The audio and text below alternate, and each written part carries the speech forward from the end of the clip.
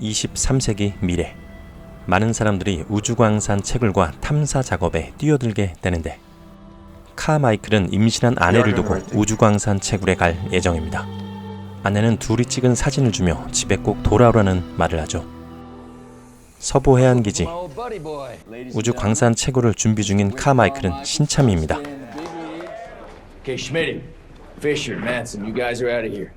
대장이 갑자기 대원 중 한 명인 데이브를 부르죠.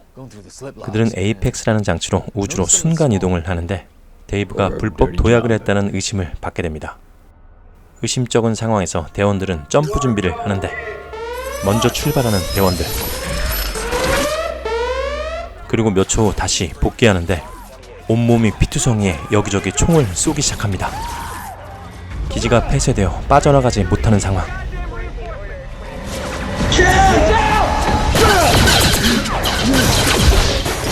어쩔 수 없이 카마이클은 불법 도약을 통해 그곳을 빠져나갑니다.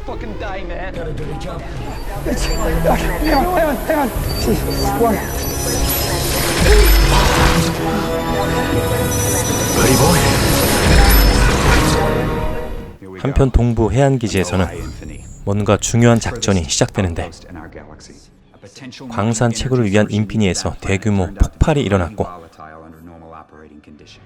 사고의 원인을 조사하기 위해 파견된 연구원 한 명이 미쳤는지 그 폭발 물질이 담긴 수송선을 지구로 가져오려 한다는 것이었죠.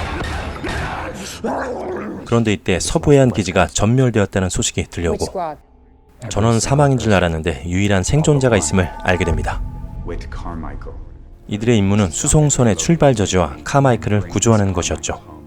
하지만 추위가 극심한 악조건의 상황. 구조대는 문제의 장소로 순간이동합니다. 기지는 영하 70도로 여기저기 얼음이 얼어있고 대기에는 오염물질이 감지되지 않았죠. 여기저기 시체들이 보이고 구조대는 세 팀으로 흩어져 기지를 수색하기 시작합니다.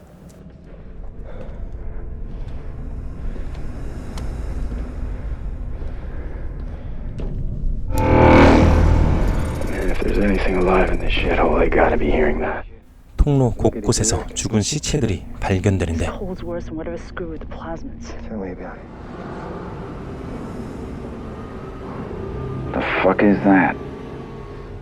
커다란 쇠문이 굳게 닫혀있는 장소에 도착하여 카마이클을 불러보는 구조대. With Carmichael, this is Philippa Boxon with SS Tier 1 Search and Rescue. Can you hear me? 식당을 둘러보는 한 대원.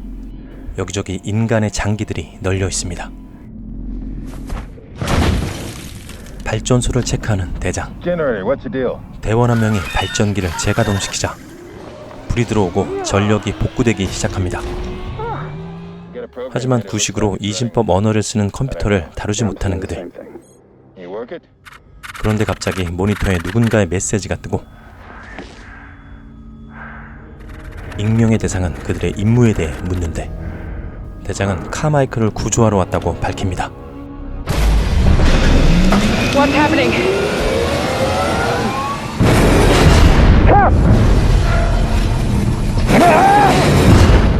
갑자기 난방이 가동되고 온도가 급격히 올라가기 시작합니다.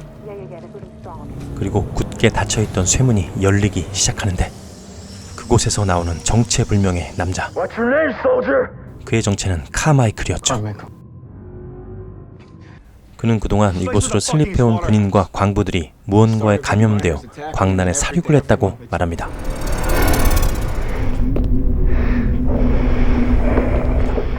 It's a contagion of sorts. I don't fucking know.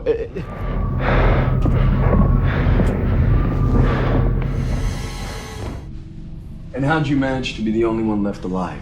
카마이클은 혼자 숨어있다가 외부 환구기를 폭파시키면서 감염된 사람들을 모두 날려버리고 혼자만 살아남았다고 말하죠.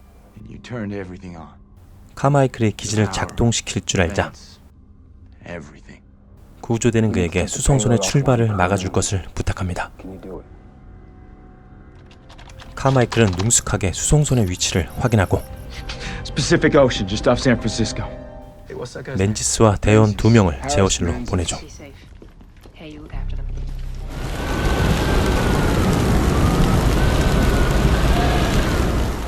도착한 대원들은 카마이클의 지시에 따라 보일러실 온도를 최대치로 상승시키고 Should we be worried? No. It's just because the furnaces are hitting critical, that's all. 다시 온도를 내려 수송선 해제에 성공합니다. 그런데 갑자기 들이닥친 감염자. 감염자의 피가 대원에게 튀는데 대원 2명은 통제실로 올라가고 맨지스만은 불길한 예감에 남게 됩니다. 또다시 덤벼드는 감염자. 이번에는 감염자의 피가 사방으로 튀게 됩니다. 감염자의 피로 범벅된 대원들은 점차 이상 증상을 보이고 대원들이 폭주하려는 기미가 보이자 카마이클은 몸을 날려 도망가지만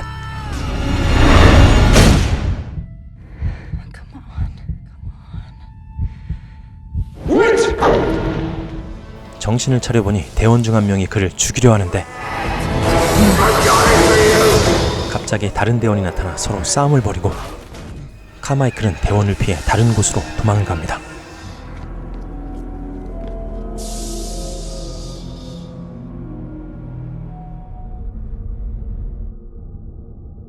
한 연구실 안으로 들어간 카마이클.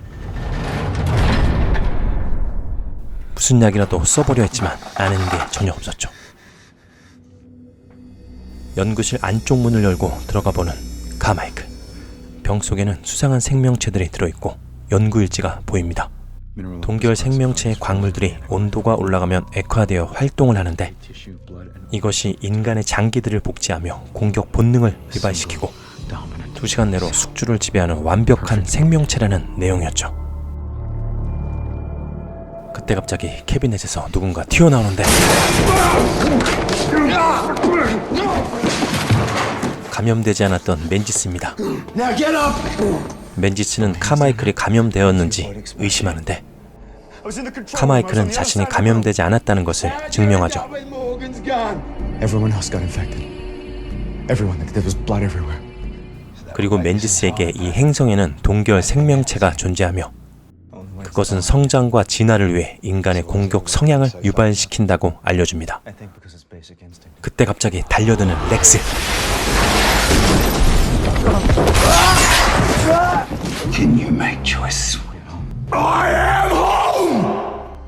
횡설수설하던 렉스는 의제가 없으면 아무것도 아니라며 결국 자살합니다. 렉스의 피가 맨지스에게 튄 상황. 카마이클은 어쩔 수 없이 맨지스를 처리합니다.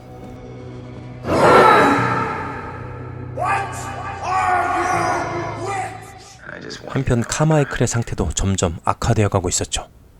체스터는 감염자들과 멀리 있었던 덕에 횡설수설만 하고 있는 상황. 카마이클은 체스터에게 탈출권을 사용하라고 하는데 체스터는 이미 사용을 했고 8시간 뒤에나 가능하다고 말합니다. 그런데 2시간 후면 그들도 완전히 잠식당해 한 명만 남을 때까지 서로 죽이게 되죠. 카마이클은 증상을 지연시키기 위해 의사를 찾아 나섭니다.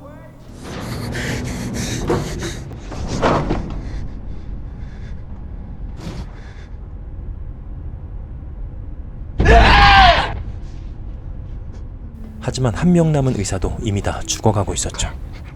Medic. 카마이클은 그녀에게 방법을 알려달라고 하는데 그녀가 남긴 말은 이제는 최후의 2인만 남은 상황.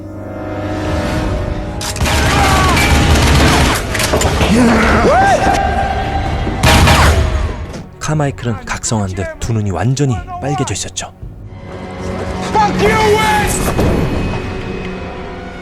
액화된 생명체가 체스터 앞에 나타납니다.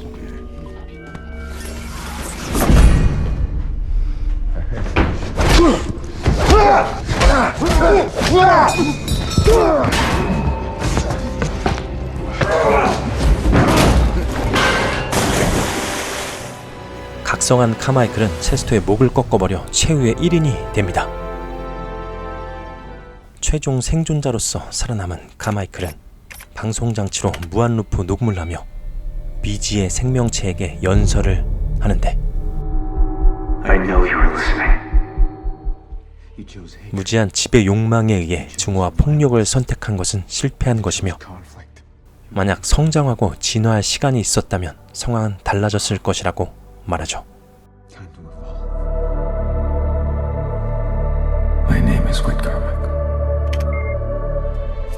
그리고 끝내 칼로 자신의 손목을 그어 자살을 선택합니다.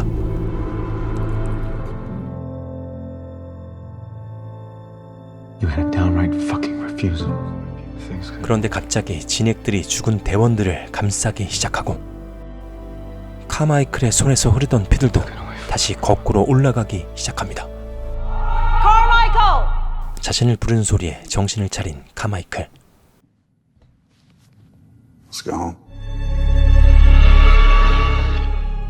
정신을 차려보니 대원들이 모두 멀쩡히 살아있고 다시 한 곳에 모인 그들.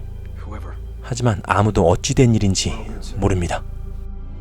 Seems to be a period of absence. I was incapacitated. Is that the payload is permanently offline. All objectives completed. 그들은 모든 것을 함구한 채로 지구로 돌아가기로 결정하죠. All right, team.